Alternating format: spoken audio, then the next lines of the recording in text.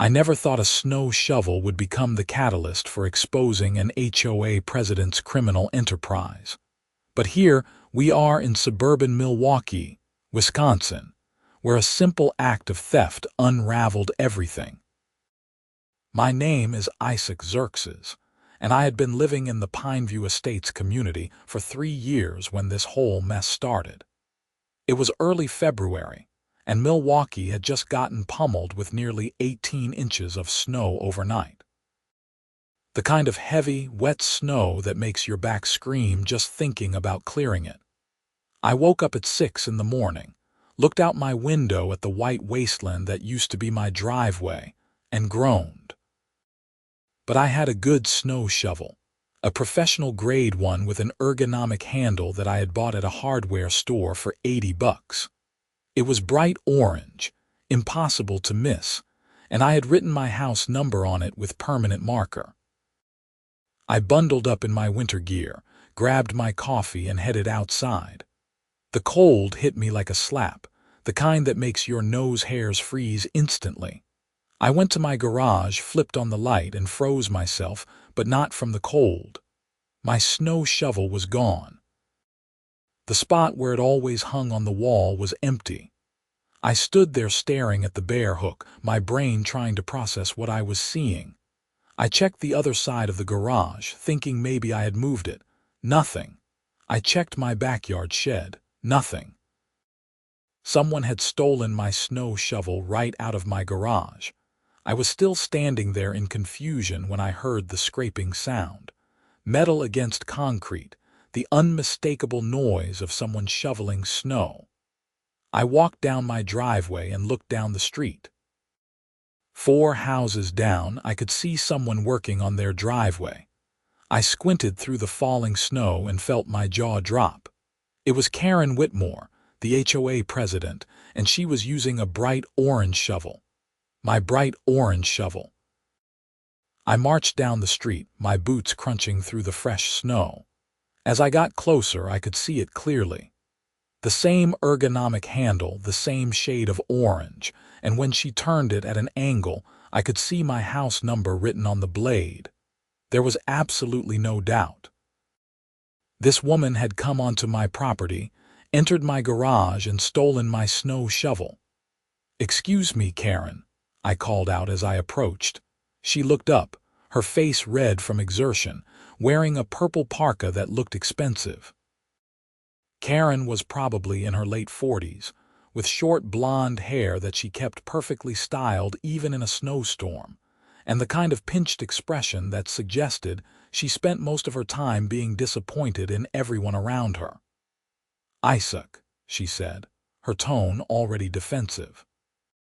"What do you want? I'm busy." "That's my shovel," I said, pointing at the orange implement in her hands. She looked down at it, then back at me, and had the audacity to look offended. "No, it's not. This is my shovel. I bought it last week." "Really?" "Because my house number is written right there on the blade. You want to explain how your shovel has my address on it?" She glanced down quickly, and I saw the moment she registered the numbers. Her face went through several expressions before settling on indignant. "Well, someone must have written that as a prank. This is definitely my shovel. Karen, I bought that shovel 3 months ago. It's been hanging in my garage, and now it's gone and you're using it. You took it from my garage." "I did no such thing," she snapped. "How dare you accuse me of theft?" "I'm the HOA president. I would never steal anything." I felt my temper rising. "Then how do you explain my house number on your shovel?" "I don't have to explain anything to you," she said, gripping the shovel tighter. "Now, if you'll excuse me, I have work to do." Some of us care about keeping our properties looking presentable, unlike you with your overgrown bushes and that ridiculous garden gnome. "Give me back my shovel, Karen." "It's not your shovel. Leave before I call the police and report you for harassment." I almost laughed at that. "Go ahead. Call them. I'd love to have the police here to discuss theft." She narrowed her eyes at me. "You're on thin ice, Isaac.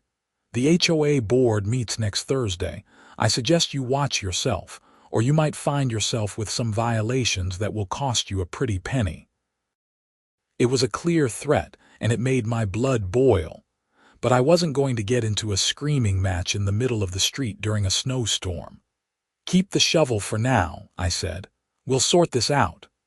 I turned and walked back to my house, pulling out my phone as I went. I might not have my shovel, but I had something better. I had documentation. When I got back to my garage, I took photos of the empty hook where the shovel had been. Then I went inside and dug through my files until I found the receipt from when I bought it. I photographed that too. Then I went to my computer and pulled up my home security footage. I had installed cameras 6 months ago after someone kept leaving passive-aggressive notes about my lawn. The camera pointed at my driveway had a partial view of the garage. I scrolled back through the footage until I found what I was looking for. At 4:30 that morning, while it was still dark, a figure in a purple parka had walked up my driveway, entered my garage through the side door that I stupidly never locked, and walked out carrying my orange snow shovel. The footage was grainy because of the darkness and the snow, but the purple parka was distinctive. Karen had been wearing that same parka just now. I saved the footage to a thumb drive and made backup copies. Then I called the Milwaukee Police Department non-emergency line. The dispatcher was professional and took down my information. She said an officer would come by to take a report. I told her I had video footage of the theft, and she made a note of it. Then I asked if I could press charges for theft, and she said that would be up to the responding officer and the district attorney's office. But yes, theft was absolutely a criminal matter. Officer Bradley showed up about an hour later. He was a middle-aged guy with a tired expression who looked like he had already dealt with a dozen snow-related incidents that morning. I showed him the empty spot in my garage, the receipt, the security footage, and told him about seeing Karen using my shovel. "You're sure it's the same shovel?" he asked. "Positive. It has my house number written on it. She tried to claim it was hers." He watched the security footage 3 times, making notes. "The footage isn't crystal clear, but you can definitely see someone entering your garage and taking something. And you say you saw her using this specific shovel afterward, less than an hour ago. She was 4 houses down, and when I confronted her about it, she claimed it was hers despite my house number being written on it." Officer Bradley nodded slowly. "Okay, here's what we're going to do. I'm going to go talk to Miss Whitmore. If she has the shovel and it has your address on it, that's pretty solid evidence. Do you want to press charges?" "Absolutely." "Understood. Wait here."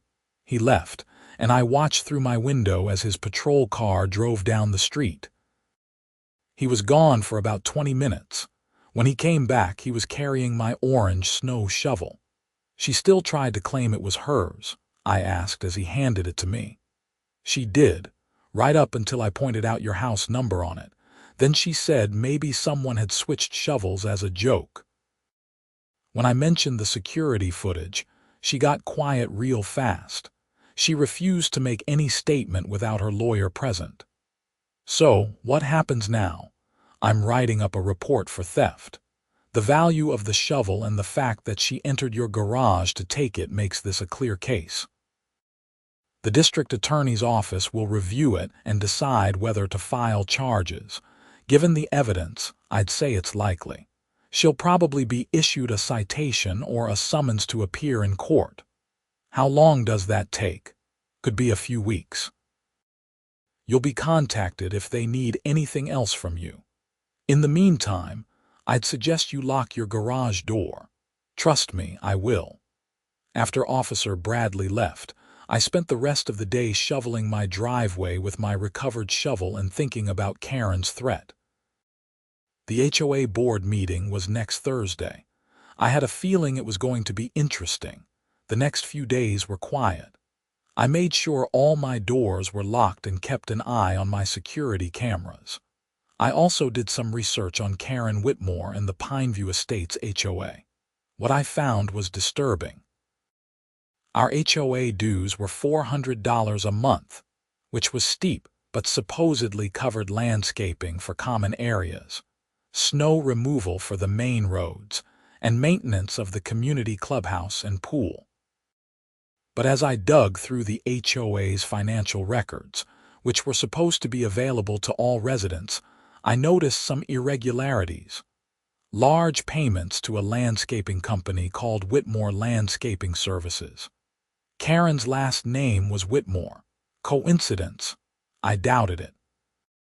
I cross-referenced the company registration with the Wisconsin Department of Financial Institutions. Whitmore Landscaping Services was registered to Karen Whitmore and her husband, Donald Whitmore. So the HOA president was awarding contracts to her own company.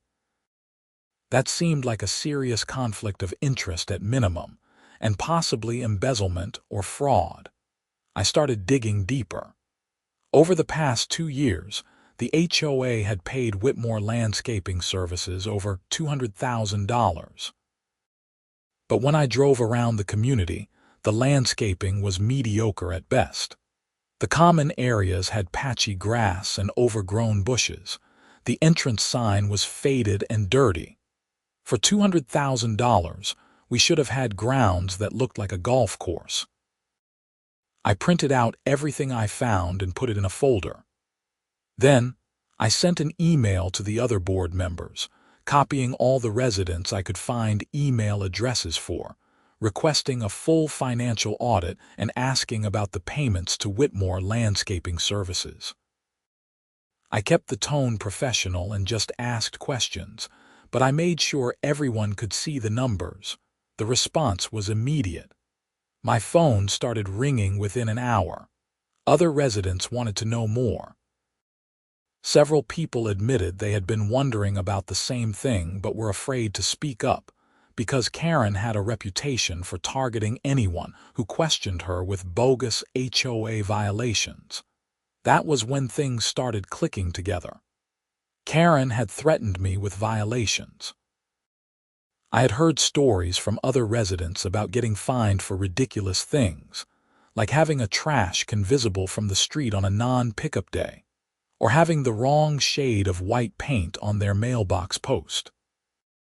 The fines ranged from $50 to $500, and if you didn't pay, the HOA could put a lien on your property.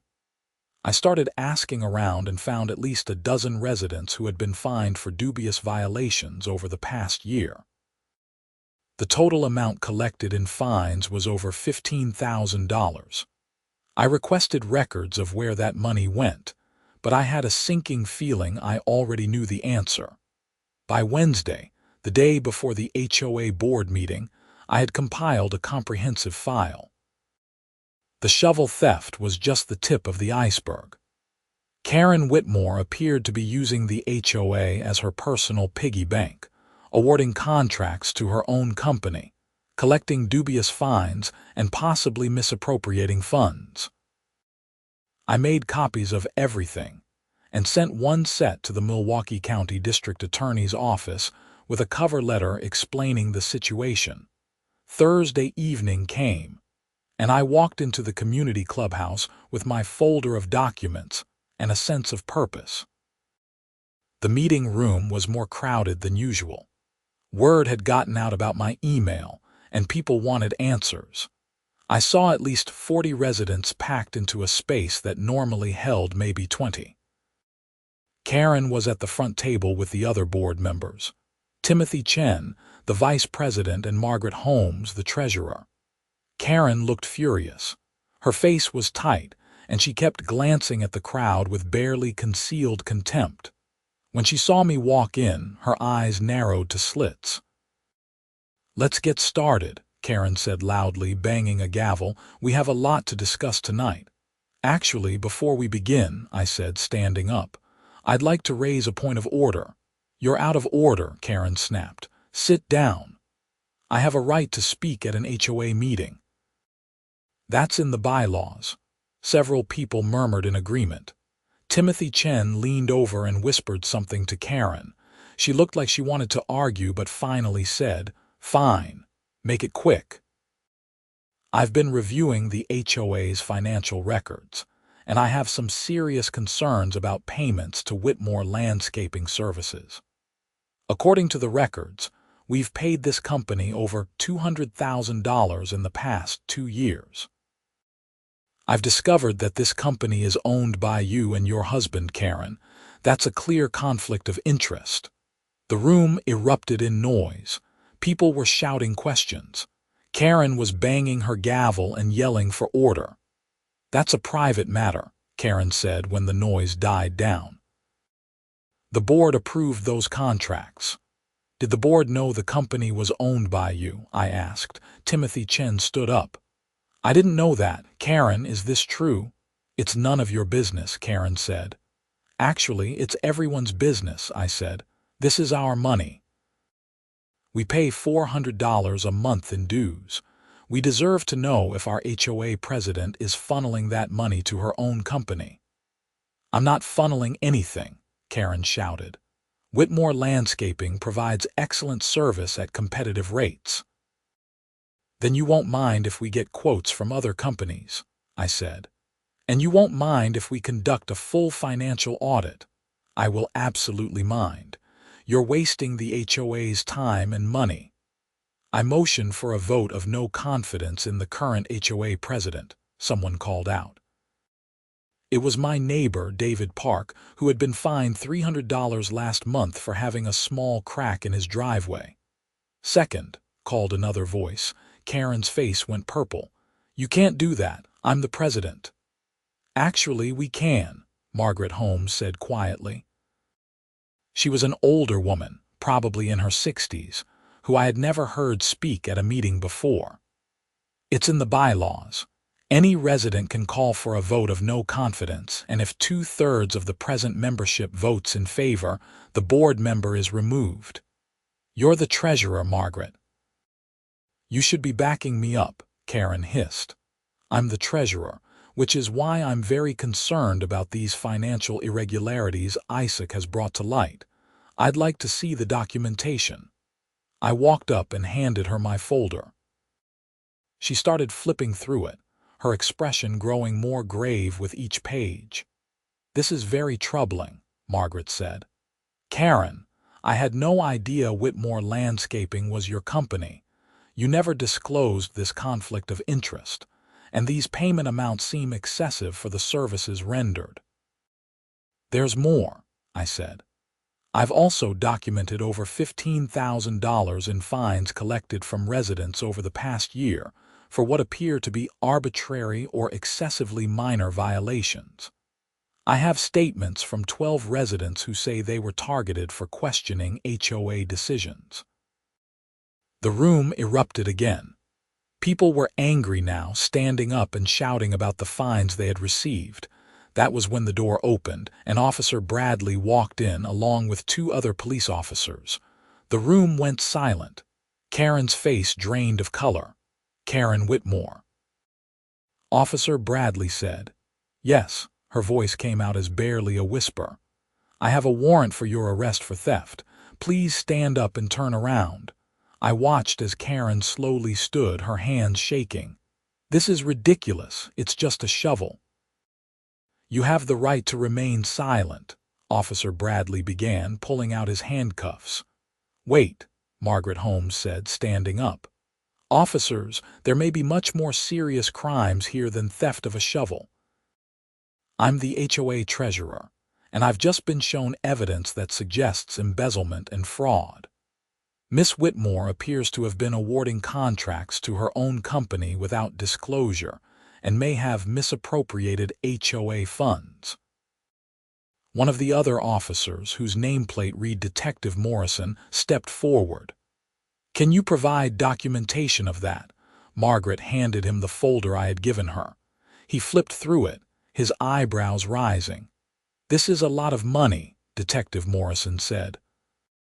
"We'll need to investigate this further. Miss Whitmore, in addition to the theft charge, We're going to need you to come down to the station to answer some questions about your management of HOA funds." "I want my lawyer," Karen said. "That's your right," Officer Bradley said. He finished handcuffing her and began leading her toward the door. The entire room watched in stunned silence as Karen Whitmore, our HOA president, was arrested and led out of the meeting. The moment the door closed behind her, everyone started talking at once. Timothy Chen banged the gavel. "Order, please, everyone, order." It took a few minutes for the room to settle down. "Obviously, we need to address this situation," Timothy said. "Margaret, as treasurer, can you confirm what Isaac has found?" "I'll need to do a thorough audit, but based on what I've seen so far, yes, there are serious irregularities. The payments to Whitmore Landscaping are excessive and were never properly disclosed to the board or the membership. I should have caught this earlier, and I take responsibility for that. I was too trusting." "What happens now?" someone asked. "We need to conduct a complete financial audit," Margaret said. "We need to contact our insurance company about our liability coverage, and we need to cooperate fully with the police investigation." "I motion that we elect an interim president," David Park said. "Second," I said. "All in favor?" Timothy asked. A sea of hands went up. "I nominate Timothy Chen for interim president," Margaret said. "Second," several people called out. Timothy was elected unanimously. His first act was to suspend all HOA fines pending a review of the violation procedures. His second act was to cancel the contract with Whitmore Landscaping and solicit bids from 3 other companies. His third act was to hire a forensic accountant to conduct a thorough audit of all HOA finances for the past 5 years. The meeting lasted another 2 hours as we worked through the implications of what had happened. I felt a strange mix of satisfaction and exhaustion. I had just wanted my snow shovel back. I never expected to uncover a whole criminal enterprise. When I finally got home that night, I saw that someone had left a note on my door. It was from Karen's husband, Donald. The note called me several unprintable names and threatened to sue me for defamation. I photographed the note and added it to my growing file. Threatening someone for reporting a crime seemed like a bad strategy, but I wasn't surprised. The Whitmores clearly thought they were above the rules. The next morning, I got a call from Detective Morrison. He asked if I could come down to the station to give a statement about the HOA finances. I agreed and spent 3 hours that afternoon walking him through everything I had found. He told me they were opening a full investigation into Karen and Donald Whitmore's business dealings, not just with our HOA but with several other HOAs in the Milwaukee area where they had similar arrangements. It turned out the Whitmores had been running the same scheme at 4 different HOAs. They would get Karen elected to a leadership position. Then she would award contracts to their landscaping company for inflated amounts. They had allegedly embezzled over $1 million across all 4 communities over the past 5 years. The investigation took months. During that time, our HOA went through a lot of changes. We held new elections and got a completely new board. Margaret stayed on as treasurer because everyone agreed she had been deceived rather than complicit, and her willingness to speak up at the meeting had earned her respect. We hired a new landscaping company that did better work for half the price. We revised our bylaws to require disclosure of any conflicts of interest and to mandate regular independent audits. The most interesting part was watching the legal proceedings unfold. Karen was initially charged with theft for taking my shovel. That was a misdemeanor. But as the investigation into the HOA finances progressed, the charges piled up. Embezzlement, fraud, filing false business records, and eventually, tax evasion, because the Whitmores hadn't been reporting all their ill-gotten income to the IRS. Donald Whitmore was charged as an accessory since he co-owned the landscaping company and had clearly been aware of the scheme. Their assets were frozen, including their house, which was in our community, and was worth about $800,000. I had to testify at a preliminary hearing, where I explained how I had discovered the financial irregularities. The defense attorney tried to make me look like I had some personal vendetta against Karen, but it was hard to argue with the numbers. Over $1 million had been paid to the Whitmore's company across 4 HOAs, and the work they had done didn't come close to justifying those amounts. The trial was scheduled for the following March, almost a year after Karen had stolen my shovel. But 2 weeks before trial, the Whitmores took a plea deal. Karen pleaded guilty to felony embezzlement and fraud. Donald pleaded guilty to being an accessory. Karen was sentenced to 4 years in prison and ordered to pay restitution of $1.2 million. Donald got 2 years and was also on the hook for restitution. The restitution was unlikely to be paid in full, but the HOAs did recover some money. The Whitmore's house was sold, and the proceeds were divided among the 4 HOAs they had defrauded. Our HOA received about $90,000, which we used to make long overdue repairs to common areas and to build up our reserve fund. But the impact went beyond just the money. Our community changed. People who had been afraid to speak up before started attending meetings and getting involved. We discovered that a lot of the violations Karen had issued were completely made up. She had been selectively targeting anyone who questioned her authority or who she perceived as a threat. Once those bogus violations were cleared, people felt like they could actually use and enjoy their properties without fear of arbitrary fines. I became something of a minor celebrity in the neighborhood, which was weird. People would stop me on the street to thank me for exposing Karen. I didn't feel like I had done anything special. I just wanted my shovel back and happened to pull on a thread that unraveled a whole sweater of corruption. The one person who seemed genuinely grateful in a meaningful way was Margaret Holmes. She invited me over for coffee one afternoon about 6 months after the arrest. "I've been the treasurer for 7 years," she told me as we sat in her living room. "I should have caught this. I review the finances, or at least I'm supposed to. But Karen was very good at obfuscating things. She would provide invoices that looked legitimate, and I trusted her. I thought she was working hard for the community." "She was working hard," I said, "just for herself instead of the community. Still, I should have been more diligent. I've taken accounting courses since then. I never want to be in a position where I miss something like this again." "You spoke up at the meeting when it mattered," I said. "That took courage.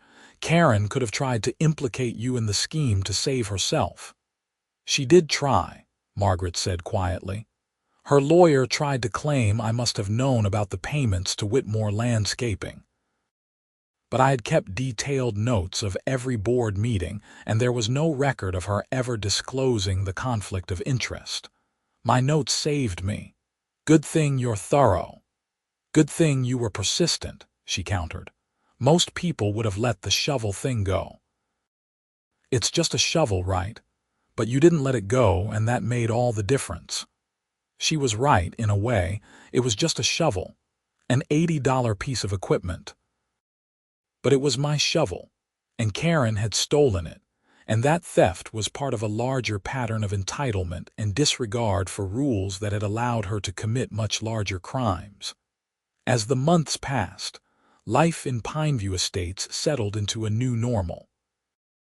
The new HOA board was transparent and responsive. They actually listened to residents' concerns instead of dismissing them. Violations were issued only for genuine problems, and residents were given reasonable time to fix issues before any fines were levied. It felt like we were finally living in a real community instead of under the thumb of a petty dictator. I did run into Donald Whitmore once before he went to prison. It was at the grocery store, of all places. He was in the produce section, and I was getting bananas. We made eye contact, and I could see the hatred in his eyes. "You destroyed our lives," he said. "No," I replied. "You and Karen did that yourselves when you decided to steal from your neighbors. I just bought a snow shovel and installed security cameras." "It was just business," he said. "Everyone cuts corners. Embezzling over $1 million isn't cutting corners. It's a crime. And stealing my shovel was a crime. You both made choices, and now you're facing consequences." He opened his mouth like he wanted to say more, but then he just shook his head and walked away. I felt a moment of something, not quite pity, but maybe sad acknowledgement of how badly they had screwed up their lives. They had a nice house, a successful business, and probably could have made a good living honestly. But they got greedy, and that greed destroyed everything. The day Karen was sentenced, I didn't go to the courthouse. I had already testified, and I had done my part. But Timothy Chen, the new HOA president, went and texted me updates. When he sent the message that she had been sentenced to 4 years, I felt relieved. Not happy exactly, but relieved that justice had been done. That evening, I sat on my back patio with a beer, watching the sun set over Milwaukee. It was early October, and the leaves were turning beautiful shades of red and gold. My bright orange snow shovel hung in my garage, ready for the winter to come. It had cost me $80 and had led to the recovery of over $1 million in stolen funds. Not a bad return on investment. I thought about how strange life is, how small moments can cascade into enormous consequences. If Karen hadn't stolen my shovel, if I hadn't had security cameras, if I hadn't decided to dig into the HOA finances, she probably would have kept stealing for years. Eventually, someone else would have caught her, but maybe not. Maybe she would have just kept getting away with it, but she didn't get away with it. She stole from the wrong person on the wrong day, and that one impulsive act of petty theft brought down her entire house of cards. My neighbor David Park came over with his own beer, and we toasted to the new HOA board and to the end of Karen's reign of terror. "You know what the craziest part is?" David said. "She stole your shovel when she had a perfectly good shovel of her own. The police found it in her garage. She just saw yours and wanted it because it looked nicer." "Sounds about right," I said. "She thought the rules didn't apply to her. Why buy something when you can just take it from someone else?" "Well, she learned different," David said. "She did. The expensive way." We sat in comfortable silence for a while, drinking our beers and watching the sky change colors. "Hey, Isaac," David said eventually. "Yeah. Thanks for not letting it go. Thanks for pushing back. You would have done the same thing." "I don't know if I would have. She had us all scared. Those bogus fines, the threats of liens on our properties. I paid a $300 fine for a crack in my driveway rather than fight it because I was afraid of what she'd do next." "You don't have to be afraid anymore." "No," he agreed. "We don't." The trial and sentencing had been covered by local news, and the story had gotten some attention. A reporter from the Milwaukee Journal-Sentinel had even written a feature article about HOA corruption, using Karen's case as the primary example. The article talked about how HOAs, which were supposed to protect property values and maintain communities, could become vehicles for abuse when the wrong people got into power. I was quoted in the article saying something about the importance of oversight and accountability, which made me sound more philosophical than I felt. Really, I just thought people shouldn't steal things that didn't belong to them, whether that was an $80 shovel or $1 million in HOA funds. The article mentioned that there had been a push in the Wisconsin state legislature to pass new laws regulating HOAs more strictly, requiring regular audits and more transparency. I didn't know if anything would come of that, but it seemed like a good idea. Winter came again, and I used my orange shovel to clear my driveway after the first big snowstorm. It felt good to have it back, and it felt even better knowing that Karen was sitting in a cell somewhere, unable to steal anything from anyone. One Saturday in late January, almost a year after the whole thing had started, the new HOA board threw a community party at the clubhouse. It was a new beginning celebration with food and drinks and live music. Pretty much everyone showed up. The mood was light and happy in a way I had never seen in our community before. Timothy Chen gave a short speech thanking everyone for their patience during the transition and promising continued transparency and accountability. Margaret Holmes presented the results of the completed forensic audit, which had found even more irregularities than we initially suspected. In total, Karen had stolen nearly $300,000 from our HOA alone over 5 years. We had recovered about $90,000 from the sale of her house, and the court had ordered monthly restitution payments, though no one expected to see much of that money. But the party wasn't about the money. It was about moving forward as a community. People who had been afraid to talk to each other before, worried that any complaint would result in a violation notice, were now chatting and laughing. Kids were running around playing tag. Someone had brought their dog, which technically violated the old HOA rules about pets at community events, but the new board had scrapped most of those ridiculous rules. I stood near the punch bowl, watching it all, when a woman I didn't recognize approached me. She was probably in her 30s with dark hair and a friendly smile. "You're Isaac Xerxes, right?" she asked. "That's me. I'm Victoria Rodriguez. My husband and I just bought the Whitmore's old house." I shook her hand. "Welcome to the neighborhood." "You got a good house at a good price, I bet." We did. And I have to say, I did a lot of research before we made an offer. I read about what happened with the HOA, and honestly, it almost scared us away. But then I read more about how the community came together to fix things, and that's actually what convinced us to buy. Any community that can confront corruption and come out stronger is a place we want to live. "That's a good perspective," I said. "My husband and I own a small accounting firm." Margaret Holmes reached out to us about potentially handling the HOA's books going forward. We're going to take her up on it. We want to make sure nothing like this ever happens again. "That's great. Margaret's good people. She's working hard to make sure we have proper oversight." She is. She told me the whole story about how you caught Karen stealing your shovel and how that led to uncovering everything else. That took guts. I shrugged. "I just wanted my shovel back," Victoria laughed. "Maybe, but you didn't have to dig into the finances. You didn't have to push for answers. A lot of people would have just gotten their shovel back and moved on." "Maybe," I admitted. But it bothered me that she thought she could just take my stuff and lie about it. And once I started looking at the numbers, I couldn't ignore what I was seeing. "Well, on behalf of all the new residents who get to move into a community that's honest and well-managed, thank you. You're welcome. And welcome to Pineview Estates." As Victoria walked away to get some food, I realized that this was the real ending to the story.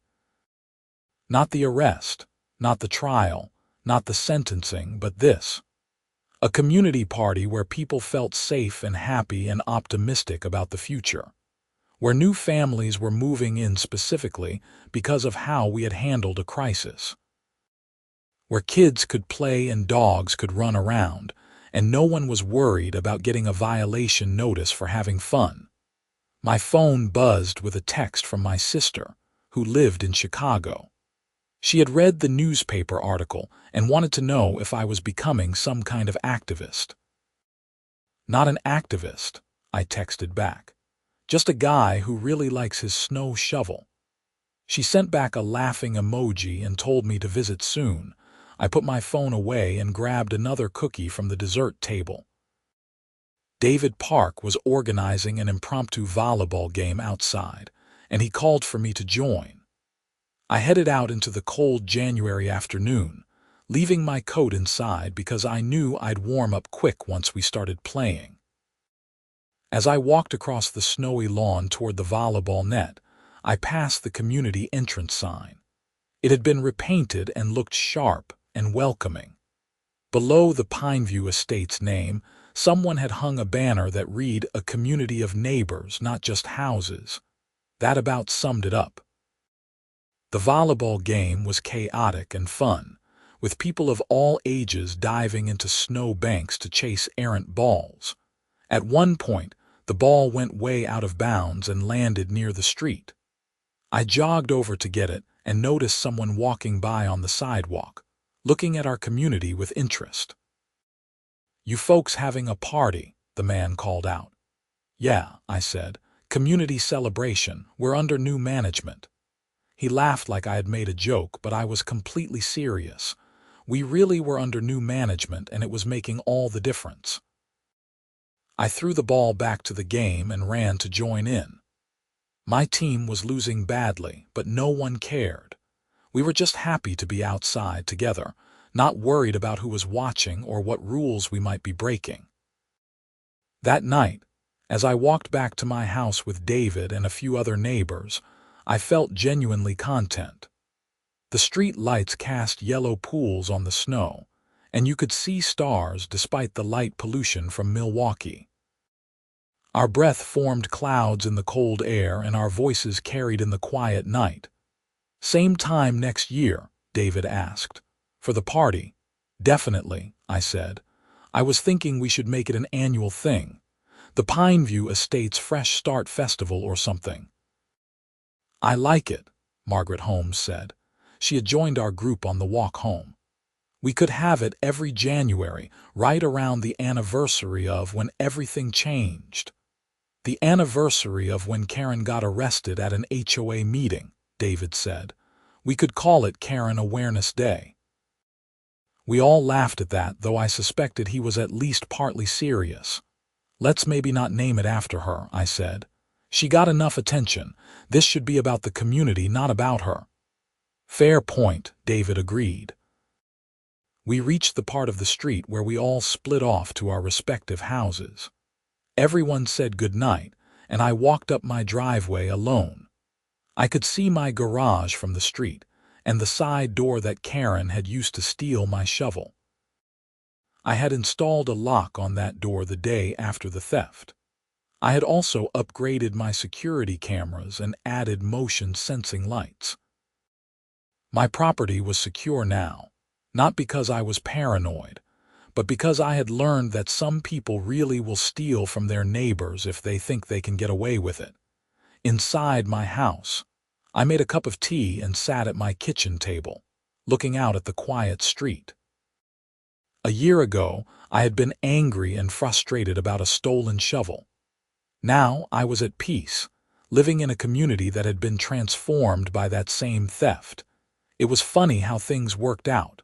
I thought about Karen sometimes, wondered how she was doing in prison. I didn't wish her ill, but I didn't feel sorry for her either.